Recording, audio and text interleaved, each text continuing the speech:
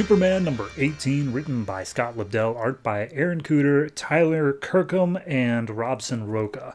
So, Hell on Earth happened. That's all you need to know. Hell on Earth happened. But first, we open with a prologue of Orion of the New Gods beating up a kaiju somewhere on New Genesis. And all the narration's like, hey, so Orion was on Earth in Brian Azzarello's Wonder Woman book. Just know that he was around, but now he's back on New Genesis. And he was called there by Highfather because there's something going on that he needs to be aware of. And Orion's like, I kind of don't want to be here because in my time on Earth, I realized I like humans because they're always striving to be like better and tough, even if they're fragile and tiny. So he's thinking about that. But then we go into, and that was apparently the prologue. This book is broken into quote unquote chapters.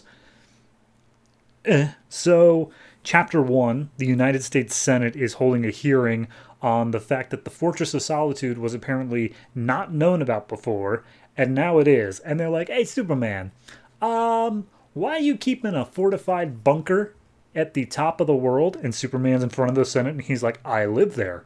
I go there to get away from things sometimes. And yes, I know it seems like a bunker, but that's just the way that Kryptonians build things, and also there is dangerous stuff inside, so yeah, it's kind of a bunker. And the Senate's like, okay, well, you are still under some oversight to the international community. You can't just keep dangerous things, so we're going to send in a team to look at the dangerous things and take away anything that we think might be a threat to nations. And Superman's like, no, you're not going to do that. And so then the senator's like, okay, you're an American citizen. Like, we give you that. Even though you're an alien, we give you that. So that way you're able to, exist here. You do us a little bit. Your word that it's safe is not good enough. And he's like, well, that's all I'm giving you. Peace out. And then he just leaves. We see that the Daily Planet reporters, except for Lois Lane, are all watching this. And I think it's Miles Edge walks in, their boss, and just like, hey, why are a bunch of print reporters watching TV? Shouldn't you be, getting these stories that I'm supposed to be airing? And by the way, where's Lois Lane? And Scott Lobdell stops the book, and he's like, hey, we made Lois Lane a producer instead of a reporter back in, issue 1. I'm just gonna undo that. So she's now a reporter again. Just so you know. And then we see her out on the steps in front of the Senate building asking Superman, hey, why do you think you can just ignore the Senate? And he's like, because I live in the Arctic, and that's not the U.S.'s jurisdiction. That seems pretty easy here. By the way, Lois, are you a reporter again? She's like, maybe. And he's like, cool. Talk to you later. So he flies off. Chapter 2, we're at a nightclub called Cloud 9. It's on top of a roof of a building, and Clark was invited there by Cat Grant. And he's being hit on by some other girls, but he goes and talks to Cat, who apparently has the VIP area of this rooftop, and she's basically saying, she's all up and kissing on Clark, and he's like, I don't like you like that, Cat. What do you want me here for? He's like, okay, remember how you got both of us fired from our job? Well, I want you to join me in this new venture, and it's a website called Clark Catropolis, where there's news from Clark's side and gossip from Cat's side. And Clark's like, that's a funny joke, but why did you make a whole mock-up of the website? She's like, it's not a joke. I genuinely want you to join in me here. He's like, I'm not going to do that, Cat, because it's kind of stupid, but I'm not going to tell you that. I'm going to help you get your job back at the Daily Planet, but no, we're not going in together. And before anything else happens, everyone at this nightclub on the roof starts jumping off the building. And so Clark immediately goes Superman and starts putting them all back up on top of the roof. Why not down on the ground? I'll never know. But regardless, puts them back on top of the roof, and they just keep on jumping. And Superman's like, crap, what's happening? And he looks around via some sort of vision, and he sees a signal coming out of the DJ's booth. So he heat visions it, and everyone stops jumping off. And all the people are like, Superman, that was kind of weird, and the fact that you were right here makes us think that it was maybe you doing it. Do you have superpower? Are we like toys to your godly power? And Superman's like, no, that's stupid.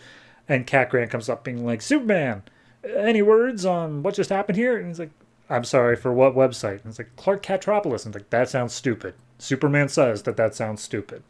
And then he flies away. And Clark and Cat's like, oh, well, wait till Clark hears that I got the scoop on Superman. So then we get epilogue where everyone is talking about Clark, or talking about Superman, saying, "Oh, that was scary how he was just there. Man, what could he possibly be capable of?"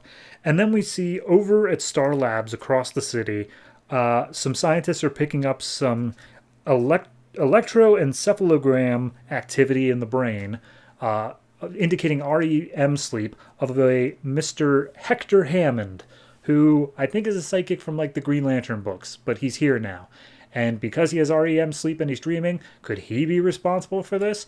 And I said epilogue, but apparently there's an epilogue too, where we then go back to the New Genesis, and Orion is talking to Highfather in front of the prophecy wall, and it shows the Earth exploding, and then Highfather's like, and from in the moment of the blast, and a force of unspeakable power was released upon the cosmos, one that could threaten all of existence. And wouldn't you know it, it's Superman. And so Orion's like, psh, I'll go beat him up, whatever. He didn't look that tough. Okay. I don't dislike any one part individually. I think each part serves its own purpose. And I'm interested in each of them individually. But the collection of them in this issue of prologue, chapters 1 and 2, and then 2 epilogues is like the stupidest thing.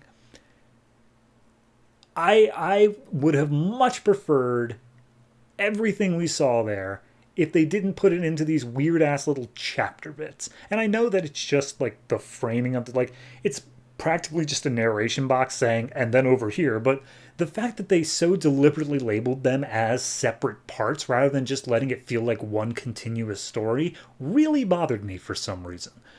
So there's that. Add on top of it the whole Cat Grant angle. God, I hope we don't run with that beyond this issue, because I could not care less about Cat Grant. I don't know if they're trying to push her over or something, but boy, it just does not work. So yeah, I gotta give this one like I'll give it a 6. I think there's, like I said, I like each part individually on its own, but collectively as an issue, it's just nothing.